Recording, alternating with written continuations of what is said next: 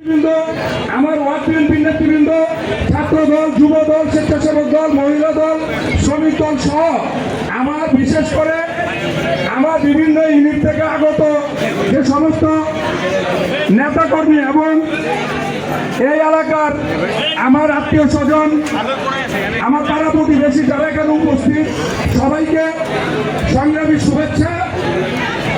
আজকের এই উঠান বৈঠকে সফলকাম করার জন্য আমরা এখন আমাদের 14 আসনের অভিভাবক আগামী দিনের সানজিদুল ইসলাম তুলি, তার কাছ থেকে আমাদের যে এখানে উঠে আসা যে প্রশ্নগুলো এবং যে চাওয়াগুলো, এগুলো উনি কিভাবে সমাধান করবে আমাদের মনোনীত প্রার্থীকে আমি সবার তরফ থেকে, বিশেষ করে আমার এই ইউনিটের যারা প্রশ্নগুলো রেখেছেন তাদের পক্ষ থেকে আবারও তার কাছ থেকে আমরা জানবো, উনি এটার উত্তর দিবেন।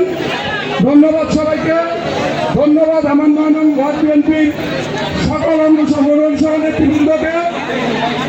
বাংলাদেশ জিন্দাবাদ, বাংলাদেশ জাতীয়তাবাদী দল জিন্দাবাদ, শহীদ জিয়া অমর হোক, বেগম খালেদা জিয়া জিন্দাবাদ, তারুণ্যের অহংকার তারেক রহমান জিন্দাবাদ।